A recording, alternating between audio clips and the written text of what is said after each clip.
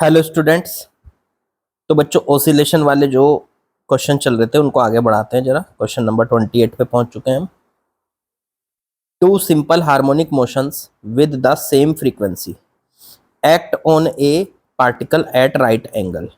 ठीक है, दो सिंपल हार्मोनिक मोशन है, फ्रीक्वेंसी दोनों की सेम है। ओके, और वो किसी एक ही पार्टिकल पर राइट एंगल पर लगे हुए हैं। ठीक है, मान लीजिए ये कोई पार्टिकल है, तो पहला सिंपल हार्मोनिक मोशन तो एक्स की डायरेक्शन में लगा हुआ है, हम ऐसे मान सकते हैं, और दूसरा वाई की डायरेक्शन में लगा हुआ है, हम इसको ऐसे मान सकते हैं। तो जो एक्स की डायरेक्शन में एस एच एम है उसकी इक्वेशन एक्स से होगी, और जो वाई की डायरेक्शन में एस एच एम है उसकी इक्वेशन वाई से होगी। तो अब ये एक्स और वाई से जो इक्वेशन बनेगी वो क्या क्या बनेगी, दोनों के बीच का फेज डिफरेंस दे रखा है π/2। तो एक्स की इक्वेशन हो गई, मान लीजिए A1 साइन ओमेगा टी, और y की इक्वेशन हो गई, y की डायरेक्शन में जो एस एच एम है, A2 sign omega t plus π/2। अब इन्होंने कहा एम्पलीट्यूड दोनों का इक्वल है। If two amplitudes are equal, amplitude अगर इक्वल है तो फिर यहाँ पे A1 A2 अलग लेने की जरूरत नहीं है, दोनों A ही होंगे, दोनों का एम्पलीट्यूड सेम होगा। तो ये दो इक्वेशन हो गई एस एच एम की। ये दोनों इक्वेशन एक ही पार्टिकल पर लगी है, एक एक्स की डायरेक्शन में, एक वाई की डायरेक्शन में, ये इन्होंने बोला है। और इनके बीच का जो फेज डिफरेंस है देखो π/2 है, इसका फेज है ओमेगा टी, तो इसका है ओमेगा टी प्लस π/2। तो अब मैं यहां से क्या मैं इस इक्वेशन को ऐसे भी लिख सकता हूं, ए साइन 90 प्लस थीटा होता है कॉस थीटा, तो कॉस ओमेगा टी। तो ये दो इक्वेशन मेरे पास तैयार हो चुकी हैं। एक इक्वेशन है x is equal to a sine omega t, और दूसरी है y equals to a cos omega t. अब आप ये बताना है कि ये पार्टिकल का जो मोशन होगा, रिजल्टेंट मोशन, वो कैसा होगा। इन चार ऑप्शन में से हमें एक सेलेक्ट करना है, मतलब इसके मोशन की इक्वेशन बनानी है। ऐसा क्वेश्चन हमने कल भी किया था। अगर मैं इन दोनों को आपस में स्क्वायर करके, स्क्वायर कर देता हूं दोनों तरफ का, एक्स का स्क्वायर करा तो a square sine square omega t, ऐसे ही दूसरी इक्वेशन का स्क्वायर करते हैं तो वाई स्क्वायर का वाई का स्क्वायर किया, और इधर का हो गया a square cos square omega t, और दोनों को आपस में ऐड कर देता हूं। तो इधर बन गया x square plus y square, और इधर बन गया ए स्क्वायर, कॉमन ले लो तो अंदर बचा sine square omega t plus cos square omega t. अब ये बन चुका है x square plus y square is equal to a square sine square theta plus cos square theta हो गया 1। तो ये बन गई है इसकी इक्वेशन। इसका मतलब ये इक्वेशन किसकी है, सर्कल की इक्वेशन है। तो इसका मतलब ये पार्टिकल जो है, इसका जो रिजल्टेंट मोशन होगा, या ये कह लो कि ये जिस पाथ पे चलेगा उस पाथ की इक्वेशन आ चुकी है सर्कल की इक्वेशन। ये सर्कल की इक्वेशन है, हमें पता होना चाहिए कि ये इक्वेशन सर्कल की है। ठीक है, तो इस हिसाब से हमारा जो आंसर बना वो बना ए, ऑप्शन ए सर्किल। ठीक है, तो बिल्कुल आसान सा क्वेश्चन था। चलो आगे बढ़ते हैं। चलिए नेक्स्ट क्वेश्चन में आते हैं बच्चों। इसमें क्या है, particle starts with SHM from the mean position. एक पार्टिकल एसएचएम स्टार्ट करता है बिल्कुल बीचों बीच से। ठीक है, एज शोन इन फिगर, जैसे कि ये पार्टिकल दिया हुआ है। असल में आपको लग रहा होगा कि ये यहाँ से ऐसे घूम के ऐसे जा रहा है, ये सर्किल में घूम रहा है। बेसिकली ये सर्किल में घूमता हुआ फील हो रहा है आपको, लेकिन ये एसएचएम कर रहा है। ठीक है, एसएचएम कर रहा है।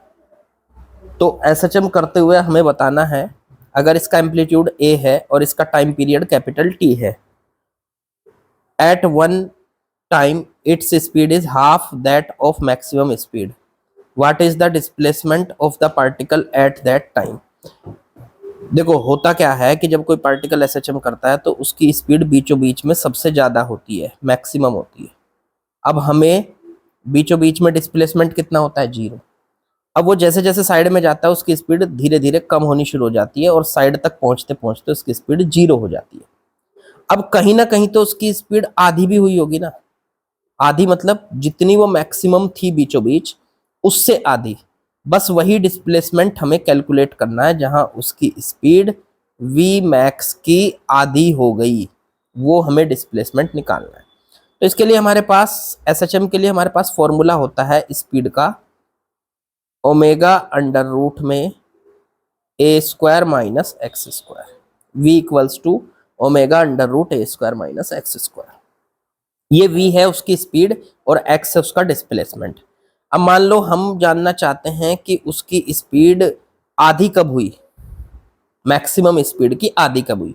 तो पहले तो हमें यह पता होना चाहिए कि मैक्सिमम स्पीड होती कितनी है इसकी, तो वो होती है a ओमेगा।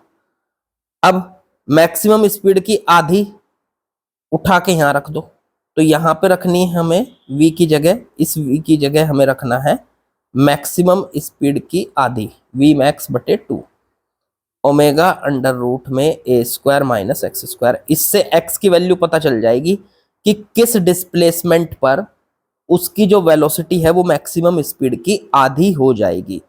तो v मैक्स तो आ गया a ओमेगा और बटे 2 बराबर ओमेगा अंडर रूट में a square minus x square, दोनों तरफ का स्क्वायर कर दो तो ए स्क्वायर ओमेगा स्क्वायर बटे 4 बराबर ओमेगा का square a square minus x square, omega square से ओमेगा स्क्वायर कट गया, ए स्क्वायर बटे 4 बराबर a square minus x square. इसे इधर ले आओ तो एक्स स्क्वायर बराबर a square minus a square बटे में 4, इसको एलसीएम ले लो इसका तो 3a स्क्वायर बटे 4, तो x की वैल्यू आ जाएगी अंडर रूट में 3a स्क्वायर बटे 4, तो 3 का अंडर रूट 3 a स्क्वायर का a और 4 का अंडर रूट हो गया 2, तो x इज इक्वल टू आ गया अंडर रूट 3a बाई 2। ये वो डिस्प्लेसमेंट है जब इसकी, ये वो डिस्प्लेसमेंट है जब इसकी जो है वेलोसिटी मैक्सिमम वेलोसिटी से आधी हो जाएगी। तो ऑप्शन के हिसाब से बैठ देखें तो ऑप्शन डी इज करेक्ट बच्चों। ठीक है, ये पहले सवाल करा चुका हूं मैं, इस टाइप का हो चुका है आपका सवाल ऐसा भी। ठीक है, घूम फिर के एक ही कंसेप्ट पे सवाल आ रहे हैं, तो ध्यान दो कि कैसे कैसे किए जा रहे हैं। चलो चलिए नेक्स्ट क्वेश्चन पे आते हैं बच्चों। इसमें क्या कहा है, which one of the following is a simple harmonic motion, इनमें से कौन सा सिंपल हार्मोनिक मोशन है। पहला option, ball bouncing between two rigid vertical walls, दो वर्टिकल वॉल हैं ऐसे और वर्टिकल वॉल है और उनके बीच में बॉल बाउंस हो रही है, ऐसे है वर्टिकल वॉल, एक पहली दीवार दूसरी दीवार और उनके बीच में मान लीजिए बॉल इधर से इधर टकरा रही है फिर इधर से इधर टकरा रही है और उनके बीच में ऐसे, क्या वो एक सिंपल हार्मोनिक मोशन है। तो नहीं, वजह क्या है, वजह यह है कि सिंपल हार्मोनिक मोशन में ना रीस्टोरिंग फोर्स का होना जरूरी होता है, रीस्टोरिंग फोर्स का होना जरूरी होता है जो कि पार्टिकल को हमेशा मीन पोजीशन पे लाने की कोशिश करता है, which wants restore the particle at mean position, जो कि मीन पोजीशन पे लाने की, पार्टिकल को मीन पोजीशन पे लाने की कोशिश करता रहता है। तो वो तो यहाँ का कोई है ही नहीं। अगला, particle moving in circle with uniform speed, नहीं, सर्किल में घूमने वाले पार्टिकल का मोशन एसएचएम नहीं होता, ये सर्कुलर मोशन हो जाएगा या ये कह लो यूनिफॉर्म सर्कुलर मोशन हो जाएगा, बट नॉट एसएचएम, ये भी एसएचएम नहीं होता, इसमें भी कोई आपका रीस्टोरिंग फोर्स नहीं होता है। फिर है wave moving through a string fixed at both and, अगर हम किसी रस्सी को एक कॉर्नर से बांध के और उसको झटका देते हैं तो वो इस तरीके से ऐसे मूव करती है, ऐसे, तो क्या ये सिंपल हार्मोनिक मोशन है। तो मैं आपको बताऊं, ये जो भी वेव होती है ना हमारी ट्रांसवर्स वेव, ये वाली जो वेव होती है ये ट्रांसवर्स वेव होती है। Transverse wave is the combination of transverse wave is the combination of बहुत सारे SHM, मतलब डिफरेंट SHMs, मतलब ये जो वेव होती है ये बहुत सारे SHM का एक कॉम्बिनेशन होती है, मतलब बहुत सारे पार्टिकल मिलके SHM करेंगे तो ट्रांसवर्स वेव बनेगी। इसका मतलब इसके अंदर SHM है, वेव के अंदर SHM होता है, ये ध्यान रखना, वेव के अंदर SHM होता है। इस हिसाब से हमारा ऑप्शन सी बनेगा।